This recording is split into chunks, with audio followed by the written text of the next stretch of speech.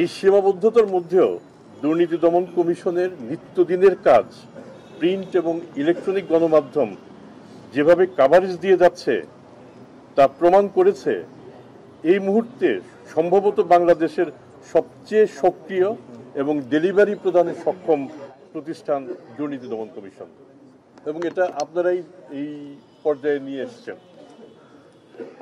আমরা আমাদের নতুন কমিশন মাত্র ৭৫ কর্মদিবস পেরিয়ে এসেছি। আজকে আমাদের ৭৬ কর্মদিবস।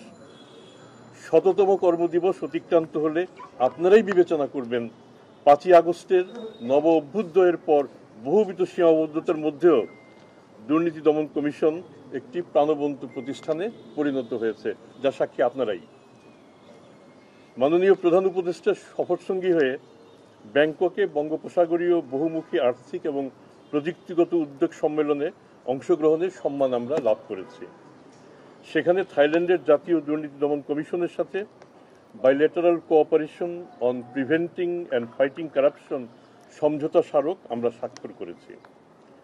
সমঝোতা স্মারকে বর্ণিত নানা ধরনের সহযোগিতা এবং প্রাতিষ্ঠানিকভাবে আমাদের উভয় দেশকেই সক্ষম এবং শক্তিশালী করে তুলবে। আমাকে থাইল্যান্ডের একজন সাংবাদিক জিজ্ঞেস করেছেন মোমেন কমিশনের প্রধান বৈশিষ্ট্য কি।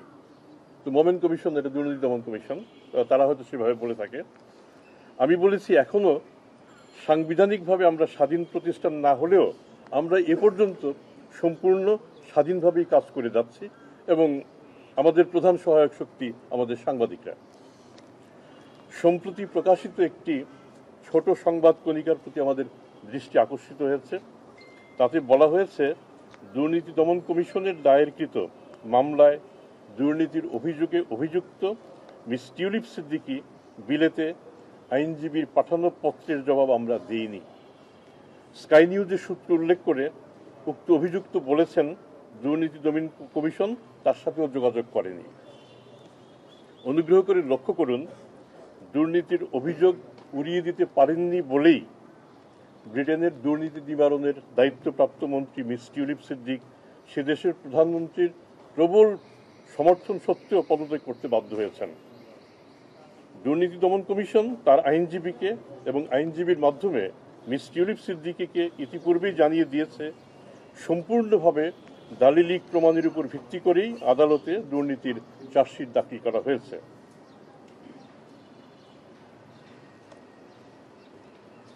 আদালতে হাজির হয়ে তারা যেন অনুগ্রহ করে এই অভিযোগের মোকাবেলা করেন। এটি কম্পাউন্ডেবল কোনো মামলা নয় যে চিঠি লেখালেখি করে মামলার পরিণতি নির্ধারণ করা যাবে। আদালতই তা নির্ধারিত হবে। আদালতে তার অনুপস্থিতি অপরাধমূলক পলায়ন, ক্রিমিনাল অ্যাবসকন্ডিং বলে বিবেচিত হবে। কেবল টিউলিপ সিদ্দিকী নন, দুর্নীতির প্রশ্নে সাবেক পলাতক প্রধানমন্ত্রী শেখ হাসিনা থেকে শুরু করে যে কোনো সাধারণ নাগরিকের বেলাতেও দুর্নীতি দমন কমিশন একই প্রমিত প্রক্রিয়া অবলম্বন করে থাকে। যেহেতু টিউলিপ সিদ্দিকের বিরুদ্ধে দায়েরকৃত মামলার প্রতি বিদেশি সংবাদ মাধ্যমের আগ্রহ রয়েছে এবং আপনাদের কেউ কেউ সেসব গণমাধ্যমের লোকাল করেসপন্ডেন্ট, আমি খুব সংক্ষেপে একটি ইংরেজি বিবৃতিও তুলে ধরছি। Anti-Corruption Commission's attention has been drawn to a news item published in print media regarding a letter from the lawyer of Tulip Siddiq, a former anti-corruption minister who had to step down on the charges of corruption. It is not unexpected that the lawyers would write letters to satisfy their clients. Anti-Corruption Commission, meanwhile, advised the absentee accused lawyer to fight her case in the court.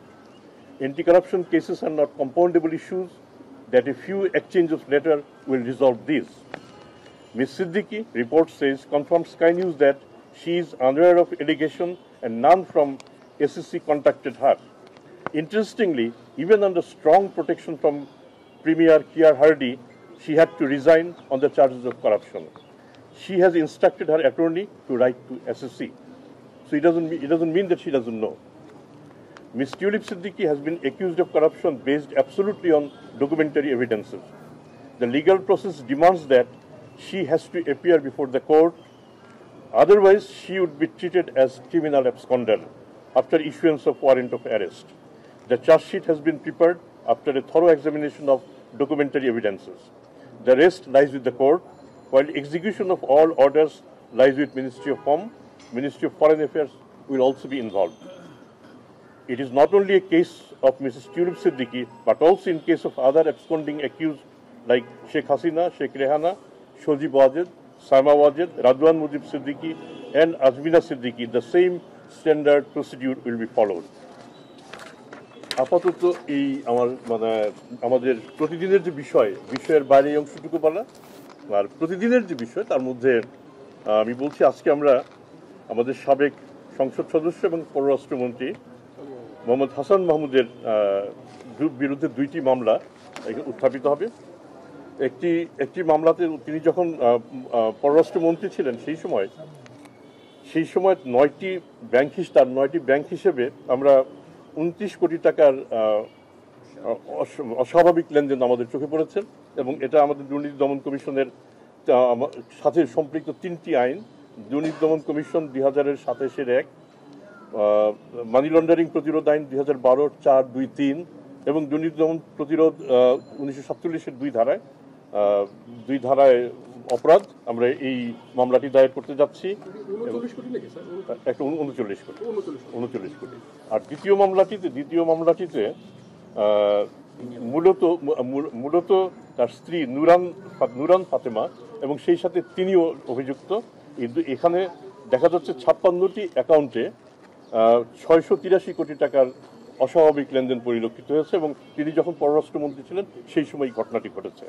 আমরা এই 2টি বিষয় আমরা বিবেচনায় এনেছি, আমরা মামলা দায়ের করতে যাচ্ছি। আমরা আপনাদের সবার সহযোগিতা কামনা করি। আপনারা যেভাবে দুদককে কভার করে যাচ্ছেন এটা যদি অব্যাহত থাকে, আমার ধারণা বাংলাদেশে যে এরা অনেকেই আমার পরিচিত, বাংলাদেশে সম্ভবত আর কোনো প্রতিষ্ঠান এতটা গুরুত্ব পাচ্ছে না। এটা আমি আবার এবার কৃতজ্ঞতা প্রকাশ করছি সবার কাছে। বলে আমার বিরুদ্ধে যদি একটি অভিযোগ আছে, আমার প্রথম কাজ হবে অস্বীকার করা, না আমি অভিযুক্ত নই।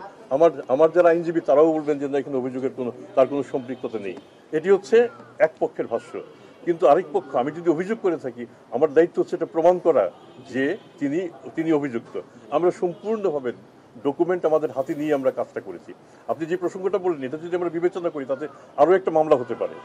আপনি জায়গাটা হাতে না নিয়েই অত্যন্ত স্পষ্টভাবে অসৎভাবে আপনি এই জায়গাটাকে হস্তান্তর করেছেন, তাহলে এখানে কিন্তু দ্বিতীয় আরেকটা মামলা আছে, যে মামলাটা আমরা এখনো করিনি। আমরা কিন্তু অ্যারেস্ট ওয়ারেন্ট আমরা ইস্যু করি না, আদালত থেকে এটা হয়।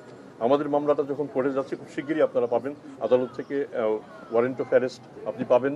সেক্ষেত্রে যদি আমাদের আসামি অ্যাবসকন্ডিং হয়ে থাকে তাহলে সেক্ষেত্রে সে আসামিকে আনার জন্য আরও প্রক্রিয়া আছে, ইন্টারপোল আছে এবং অন্যান্য যত সব প্রক্রিয়া আছে আমরা সবগুলি আমরা অনুসরণ করব। আন্তর্জাতিক প্রসিকিউটিং এজেন্সিগুলির সাথে আমাদের যোগাযোগ আছে, আমরা সেভাবে আগাবো। আর যেসব আসামি চলে গেছেন, তো আপনি দুদকের সীমাবদ্ধতার কথা চিন্তা করুন। দুদক কিন্তু স্বরাষ্ট্র মন্ত্রণালয় নয়, আমি নিজে একসময় স্বরাষ্ট্র মন্ত্রণালয়ে ছিলাম। দুদকের হাতে কিন্তু সমস্ত আসামিকে ধরে রাখার আমাদের হাতে সেই ক্ষমতাটুকুও নেই। তবে আমরা চেষ্টা করছি, যখনই আমাদের হাতে সংবাদ আসছে আমরা চেষ্টা করছি স্বরাষ্ট্র মন্ত্রণালয় এবং অন্যান্য এজেন্সি যারা আছে তারা যেন এই আসামিকে কিংবা অভিযুক্তকে দেশ থেকে বের করতে না দেন। এরকম বেশ কয়েকজন এখন আমাদের হিসেবের মধ্যে রয়ে গেছে। মানে সেক্ষেত্রে কি স্যার আপনারা গ্রেপ্তার অভিযানটা কি আবার শুরু করার চিন্তা ভাবনা করতেছেন? একদম নাই স্যার, অনেক গ্রেপ্তার ছিল, দুদকের আসামি বাইরে থাকতে পারবে। প্রথমত দুদক নিজে কিন্তু একটা পুলিশি প্রতিষ্ঠান না, দুদককে অন্যান্য প্রতিষ্ঠানের সহায়তা নিয়ে কাজ করতে হয়। এখন আমরা আমরা সবাই আমরা মোটামুটি জানি বড় বড় আসামিদের কে কে দেশে আছে কে কে দেশে নাই, এটা আমাদের অজ্ঞাত না।